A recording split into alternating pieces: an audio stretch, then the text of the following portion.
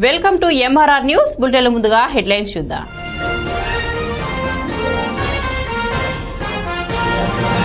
ఒక్కటి మాత్రం చెప్పదలుచుకున్నాం. తెలంగాణ ప్రభుత్వానికి, ప్రధానంగా సీఎం రేవంత్ రెడ్డి గారికి, తెలంగాణ రాష్ట్రం ఏర్పడిన తర్వాత ఇప్పటి వరకు కొంతమంది యూట్యూబ్ జర్నలిస్టులను అరెస్ట్ చేశారు.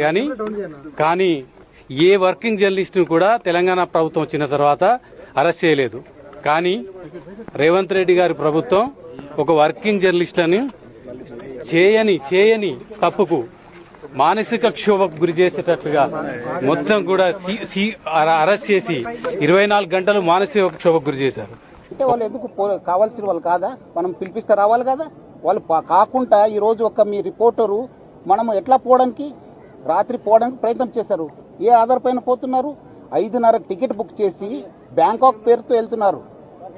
కావాల్సింది ఆనే మనకు కోఆపరేట్ చేయాలి కాదానే, చేయకుండా ఎందుకు పారిపోతున్నారు? ఎందుకు పోతున్నారు?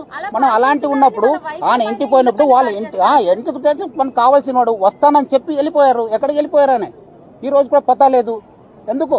చట్టం ముందు రండి కదా, చట్టంని ఫేస్ చేయండి కదా, అధికారం ముందు రండి. ఇన్వెస్టిగేట్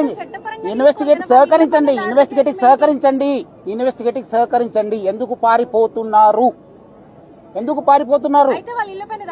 ఏం కావాల్సింటే తీసుకొస్తాడండి, చట్టంలో ఉంది. కావాల్సింది నోటీస్ ఇస్తాను, రావాలి. వచ్చినప్పుడు మనకు పోతాను. ఇన్వెస్టిగేషన్ ఏం ఆధారం ఉంది దాని ప్రకారం చేస్తాను. మనం అదేం అట్లా ఏం లేదు. మనకు కావాల్సిన వాళ్ళు రావాలి, తీసుకొస్తాను. ఏముంది చట్టం.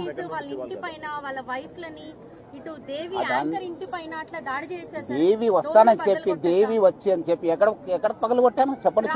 చూపించండి. వస్తానని చెప్పి సెల్ స్విచ్ ఆఫ్ చేసుకుని వెళ్ళిపోతే ఎట్లా? కావాలి కదా.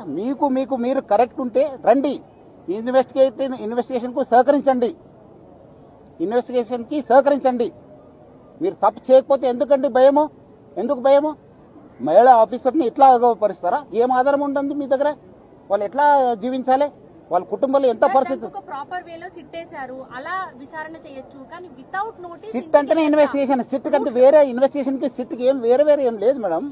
సిట్ ఎందుకు వేయాలండి నోటీసు? మనకు కావాల్సిన వాళ్ళు పిలిపిస్తాను, ఎంక్వైరీ చేస్తాను. మీరు రండి, పిలిపించినట్లు రావాలి కదా. ఎందుకు పారిపోతున్నారు? ఏదో నేను బ్యాంకాక్ వెళ్తున్నాను సార్, నేను ఇప్పుడు మీ సిఇఓ గారు ఎక్కడ ఉన్నారండి? రావాలి కదా. చేస్తానండి. ఎక్కడైనా పోతే ఎక్కడున్నా పట్టుకొని వస్తాను. నేను చట్టం ముందు ప్రవేశపెడతాను. చట్టంలో చూసుకోండి మీరు.